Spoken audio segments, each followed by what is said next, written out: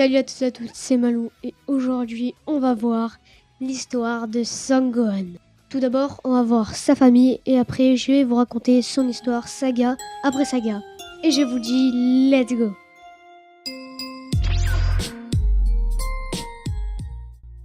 Gohan est le fils de Goku et Chi-Chi. Il naît en 757, on le voit dès le premier épisode dans Dragon Ball Z. Son prénom est sans doute un hommage au grand-père de Goku qui s'appelait autrefois aussi Son Gohan.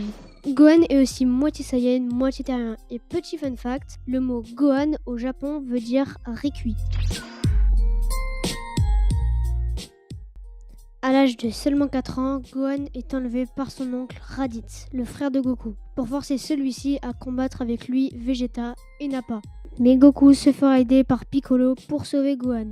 Et ils réussissent, mais Goku va devoir se sacrifier et meurent tous deux transpercés par un Mankanko-Zappo de Piccolo. Après ça, voyant que Gohan possède en lui un extraordinaire potentiel de combat lorsqu'il se met en colère, Piccolo décide alors de l'entraîner pendant 1 an avant l'arrivée des Saiyans Vegeta et Nappa, qui étaient bien plus forts que Raditz. Et pendant l'entraînement de Gohan, ce dernier se transforma en Ozaru, mais heureusement Piccolo va détruire la lune pour ne plus que Gohan se transforme. Pourtant, lorsque leur ennemi arrive sur Terre, Gohan est trop impressionné pour avoir le courage de se battre contre Nappa. Mais lorsque Piccolo lui laisse une deuxième tentative pour vaincre Nappa, il démontrera enfin du courage. Par la suite, Piccolo se fera tuer en protégeant Gohan, ce qui déclenchera en lui une terrible colère, qui sera certes insuffisante contre le colosse Nappa, mais qui montrera tout de même la capacité de Gohan à décupler sa puissance lorsqu'il est en colère. Nappa sera finalement vaincu par Goku peu après. Krillin, Goku et Gohan arriveront à mettre en échec Vegeta. Gohan partira alors avec Bulma et Krillin sur Namek pour récupérer les Dragon Ball et ainsi ressusciter Piccolo dont Gohan se sent un petit peu responsable de sa mort. Il ira se rendre chez le grand chef des Namek qui libérera son potentiel de combat. Il reste malgré tout impuissant face à Ginyu et contre Freezer, malgré quelques coups de colère. C'est après l'arrivée de Cell que la vraie puissance de Gohan se révélera. Au seuil de l'adolescence, il sera accompagné de son père dans la salle de l'esprit et du temps et s'y entraînera sans relâche. Au cours de ce séjour, il réussira à se transformer en Super Saiyan, ce qui n'est toutefois pas encore suffisant pour vaincre Cell. De retour sur Terre, Goku, épuisé par son combat contre Cell, désigne alors son fils pour affronter le monstre. Mais Gohan, qui était rempli de haine, ne tua pas Cell directement.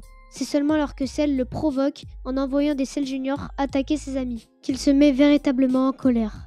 En effet, après le sacrifice de C16, Gohan est pris d'une immense colère et parvint finalement à dépasser le niveau simple de Super Saiyan et se transforme alors en Super Saiyan 2. Sa puissance devient brutalement démesurée, lui permettant de complètement surclasser Cell. Mais cette transformation modifie aussi sa personnalité. Gohan prolonge alors le combat par cruauté, incapable de contrôler sa colère. Complètement impuissant, Cell décide alors de se faire exploser et d'emporter la Terre avec lui. Goku se sacrifie in extremis en se téléportant avec Cell hors de la Terre, au prix de sa vie. Mais Cell a survécu au combat. C'est alors que Goku communique avec son fils depuis l'au-delà pour lui donner des ordres et des conseils, afin que ce dernier ne se démotive pas. La solution marche et Gohan parvient à se débarrasser de Cell grâce à un Kamehameha père-fils surpuissant.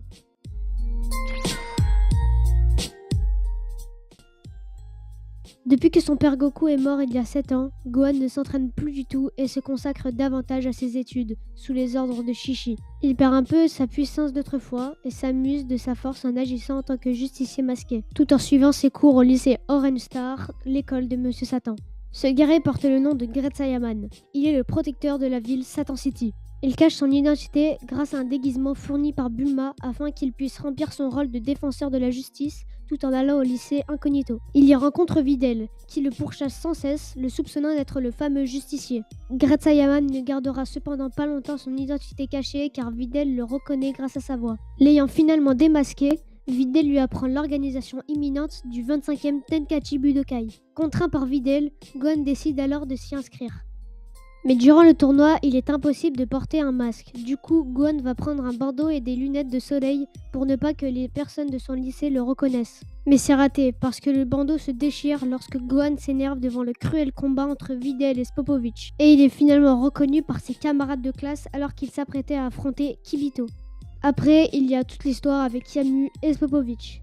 Et donc après, Vegeta, Goku, Gohan et Kaioshin se retrouvent dans le repère de Babidi. Et ils affrontent tous un ennemi, un par un. Et vient le tour de Gohan contre Dabra, avec qui il fait jeu égal. Mais le combat est interrompu par ce dernier qui a vu en Vegeta un serviteur de luxe pour son maître Babidi. Tandis que Goku et Majin Vegeta s'affrontent, Gohan et Kaioshin essayent en vain d'empêcher le retour à la vie de Boo. Mais le Super Saiyan est facilement vaincu par la puissance démesurée de la créature qui répond au nom de Boo. Suite à ça, il est laissé mort pour un bon moment.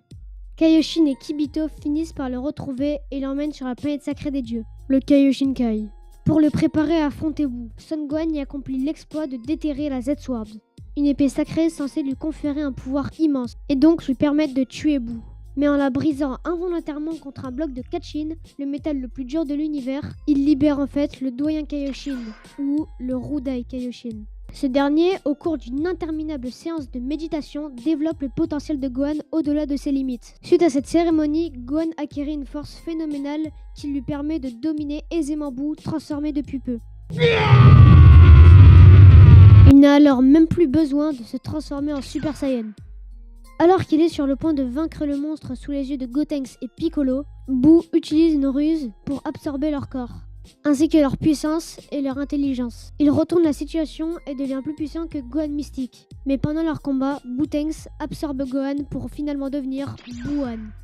Mais ils seront finalement sauvés par Goku et Vegeta, seulement provisoirement car quelques instants plus tard, Boo, qui avait repris sa forme originelle entre-temps, fait exploser la Terre. Et seuls Goku, Vegeta, Dende et Monsieur Satan s'en sortent. Cependant, Goku demande au dragon sacré de Namek, Porunga, de redonner à la Terre son état initial et de ressusciter tous ses habitants.